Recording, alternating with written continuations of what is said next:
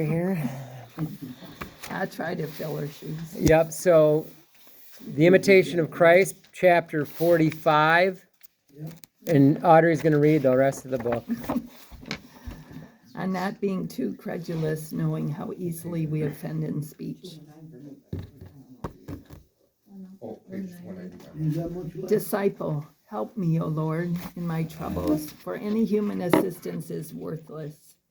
How often have I relied on the faithfulness of human beings only to be disappointed? Let's stop right there. I mean, isn't that true? I mean, we can't, I mean, people, even the best people, right? The people that are most reliable, we're human. We fail, we fall, we let other people down. Mm-hmm.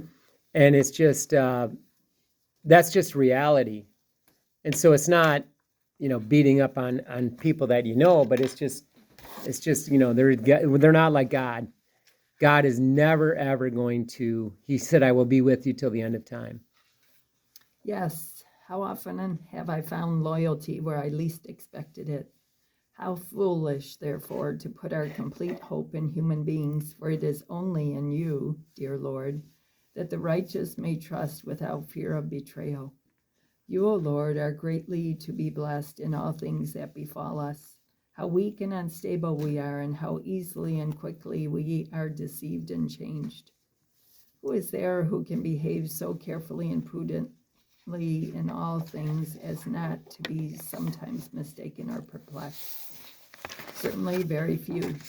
But those who have complete confidence in you, O Lord, seeking you in the simplicity of their hearts, do not slip away from you so easily. And if they should lapse into trouble, no matter how deeply they become involved, you, O Lord, are ever ready to rescue them and comfort them, for you never abandon the soul who completely trusts in you.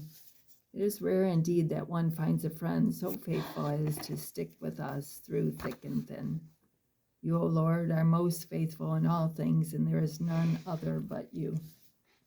How wise was the holy Saint Agatha, who said, my mind is solidly established in and grounded upon Christ. If only this were so with me, I would not be a prey to so many fears and anxieties, nor would the unknown words of others move me. There is no one who can foresee future events or take precautions against future disasters. If even approaching evils can hurt us, how much greater the wound of those unlooked for. But why have I not made better provisions for my wretched self? And why have I so readily put my trust in others? Truly because we are frail and weak human beings, though many think of and speak of us as angels. That's exactly right. You go to a funeral, and what do you hear? Oh, they're with the Lord. Good. He was a good person. Don't ever say that. When I die, I expect you guys to be offering mass to say that guy was a real piece of work. Exactly, because and the one blessing we have, everybody part of this group, Father is offering mass for you while you're alive. He prays for the living members of the Bible study, and then he prays for the deceased members of the Bible study. And I remember we were on a pilgrimage last year, and I was talking to him, and I would list, I go through the whole list, and and I just was slowly, and he was like, we just were praying for all the people that had passed away. And it's 8, so that's a lot. We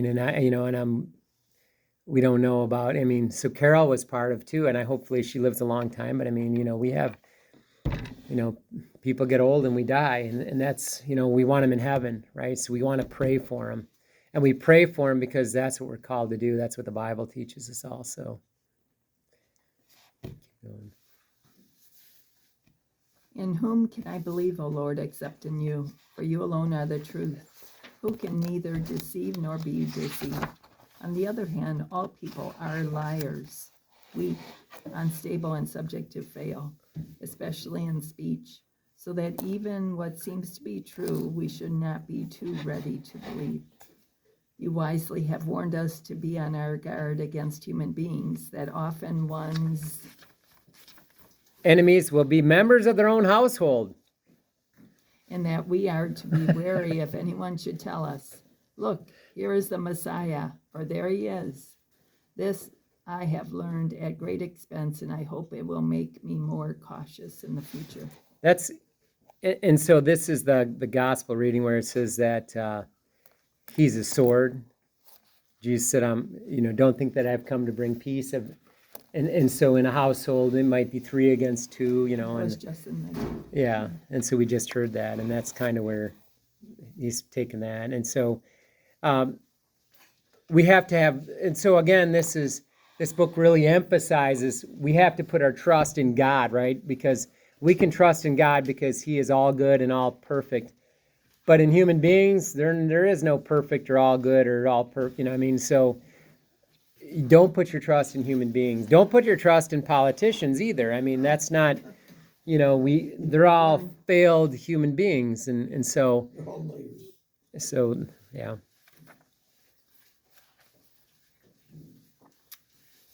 Those who confide their secrets to others, cautioning them not to repeat them to a soul, often cannot keep their own secrets, but betray both themselves and their confidants. From such foolish talk and such imprudent people, defend me, O Lord, that I become not their victim or commit the same fault. Grant that my words be true and constant, and drive far from me a sly and malicious tongue. What I am unwilling to endure, I certainly ought to use all means to avoid myself. How good and peaceful it is to remain silent about other people's words and deeds, not to believe without proof all that is said, nor lightly to repeat all we see or hear. We should open our own hearts to very few, for it is better to seek you, Lord, who can see into every person's heart. It is not for us to be wafted about by every kind of words, but rather to hope that both our interior and our outward life may be lived according to your holy will. In order to possess heavenly grace, let us shun as far as we can all worldly conversations, not desiring what appears outwardly pleasant and agreeable, but diligently following those things which bring amendment of life and fervor. A virtue that has been known and praised too hastily has harmed many a soul, while one kept in silence has proven beneficial in this uncertain life of temptation and warfare. Chapter 46, on putting our trust in God when evil words are spoken against us. Christ, my child, stand firm and trust in me. What are words but only wind? They fly through the air, but hurt not a stone upon the ground. If you are innocent, then you will gladly suffer such words for the love of God. If, on the other hand, you are guilty, determine willingly to make amends. It is a small matter for you to put up with a few words uttered in haste when you are yet unable to bear hard blows. It is because you are still worldly and are eager to please others that you take such little things to heart. When you resent being corrected for your faults and seek shelter in excuses, it is because you are afraid of being despised. Search your soul carefully, and you will discover that the world is still strong in you, as well as that impossible desire to please others. So I wanted to mention in this particular part that something that we used to say as kids, I'm rubber and you're glue, what you say bounces off me and sticks on you. Yeah, and I think we have to be, so the words that happen, it's all how we allow it to affect us in a way. And it's difficult, especially people in your life when they, say things that are hurtful. We have to, what I found is that sometimes people will say things from, a place of, they may have a chemical imbalance. People, they could have low sugar, they could be tired, they could have different things, not justifying what they do. But I find as I get older, I'm more graceful to the most part with understanding. In my field, every day, there's somebody saying something every single day about you, So, yeah, you just brush it off. You just move on. I just don't even let it bother me. I just like, oh, whatever.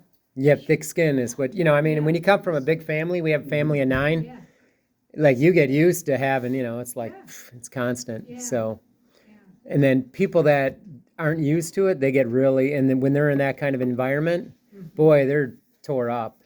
And so I think this is, we have to, what we should be concerned about is what God says about us, right? Because at the final judgment, we're going to see ourselves how we really are. And Father mentioned this in his homily. And so that's what we need to be concerned about. Not what other people think about us, but really what God thinks about us. And if you don't know what God thinks about you, pray. Say, Lord, how do you see me? God the Father. And you just pray that. And don't show me all at once, I usually say, because I don't want to die in terror. But that's a good thing to do, is to open yourself up and become vulnerable to God. It's like, where am I failing? Help me. Because I want to be perfect. I want to be with you in heaven, right? So help me, transform me, change me. Take away my evil heart and give me your sacred heart to live so I can be, a saint. We want to make it to heaven, right? That's what we're here for, right? That's the only reason we're here. That's the reason we have faith. That's the reason we're alive, to know him, to love him, and serve him. If we're not making it to heaven, then you're an utter failure, so. And where are we at right now? 2. Then let's stop right in the middle. What?